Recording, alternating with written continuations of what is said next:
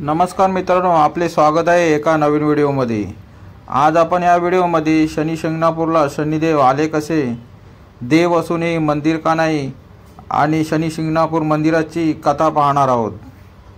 शिंगणापूर हे भारताच्या महाराष्ट्र राज्यातील एक गाव। शनी मंदिरामुळे गावाच्या नावात शनी जोडले आहे। हे अहमदनगर म्हणजे आताच्या अहिल्यानगर जिल्ह्यातील नेवासा तालुक्यात वसलेले हे गाव एक प्रमुख आणि जागृत क्षेत्र म्हणून शनी शिंगणापूर हे संपूर्ण महाराष्ट्राला परिचित आहे। येथे साधारणपणे दिवसाला 40 ते 45 हजार भक्तगण दर्शनासाठी येत असतात। हे देवस्थान अहिल्यानगर शहरापासून 35 किलोमीटर अंतरावरती आहे, तर साई मंदिर शिर्डी ते शनी शिंगणापूर हे अंतर 40 किलोमीटर आहे। शिर्डीवरून शिंगणापूरला यायचे असेल तर प्रायव्हेट ट्रॅव्हल्सने पर व्यक्ती 200 रुपये घेतात।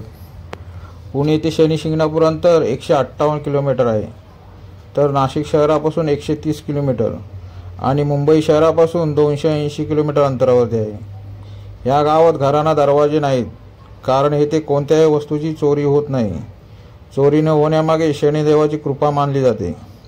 या गावात चोरीच्या उद्देशाने एखाद्या वस्तूला हात लावला तरी शनिदेव त्याला आपल्या पद्धतीने शिक्षा देतात, अशी या येथील ग्रामस्थांची श्रद्धा आहे।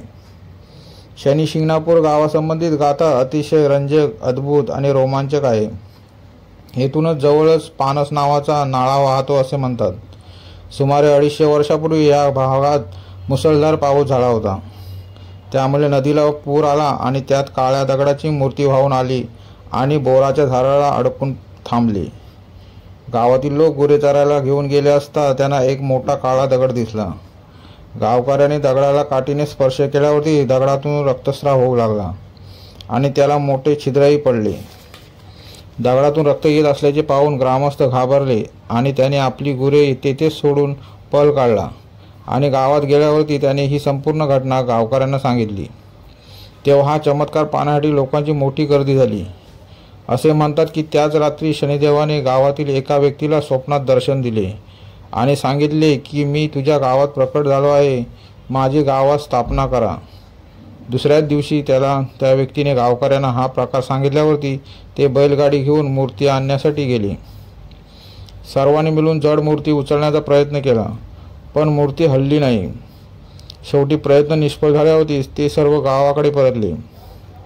दुसऱ्या दिवशी रात्री शनिदेव पुन्हा त्याच व्यक्तीला दर्शन देऊन म्हणाले की जे सख्खे मामा भाचे आहेत तेच मला उचलून घेऊन येतील तरच मी गावात येऊ शकतो। दुसऱ्या दिवशी सांगितल्याप्रमाणे मामा भाचे यांनी पुढाकार घेऊन मूर्ती गावात आणून बसवण्यात आली। शनी शिंगणापूरमध्ये स्थापित शनिदेवाच्या मूर्तीवरती छत नाही।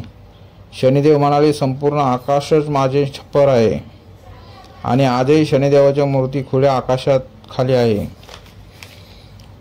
सूर्यपुत्र भगवान शनिदेव कोणाचेही वर्चस्व स्वीकारत नाहीत। आज ज्या ठिकाणी शनिदेवाचे व्यासपीठ आहे त्याच्या उत्तर दिशेला कडुलिंबाचे झाड आहे। त्या झाडाची कोणतीही फांदी मोठी होऊन शनिदेवावरती सावली पडण्याचा प्रयत्न केला तर ती आपोआप तुटून पडते असे म्हणतात। इथं येणारे भाविक पूजेसाठी तेल, काळे तीळ आणि काळी उडीद अर्पण करतात। येथे एक विहीर आहे, त्या विहिरीच्या पाण्याने भगवान शनींना स्नान घालतात। त्या विहिरीचे पाणी इतर कोणत्याही कामासाठी वापरले जात नाही। शनिवार शनिदेवाला समर्पित आहे, जो न्याय आणि शिस्तीचा संबंधित आहे। शनिवारी येणाऱ्या अमावस्येच्या दिवशी येथे मोठा उत्सव असतो। त्या दिवशी भगवान शनिदेवाचा आशीर्वाद घेण्यासाठी भाविक मोठ्या संख्येने येतात, कारण शनिवार शनीला प्रसन्न करण्यासाठी शुभ दिवस मानला जातो। शिव हे शनिदेवाचे गुरु आहेत। भगवान शिवाने त्यांना विश्वातील सर्व लोकांचे कर्मन्यायाधीश म्हणून जबाबदारी बहाल केली आहे। शनिदेव हा एक असा देव आहे ज्याला लोक घाबरतात, पण त्याची पूजा देखील लक्ष देऊन करतात। शनी एखाद्याच्या जीवनातील कर्माचा न्याय करतो आणि योग्य बक्षीस किंवा शिक्षा देतो। तर मित्रांनो, आज आपण शनिदेव आणि शनी मंदिराबद्दल माहिती जाणून घेतली। ही माहिती आपणास कशी वाटली कमेंटद्वारे जरूर कळवा। व्हिडिओ आवडला असेल तर जरूर लाईक करा आणि शेअर करा। धन्यवाद।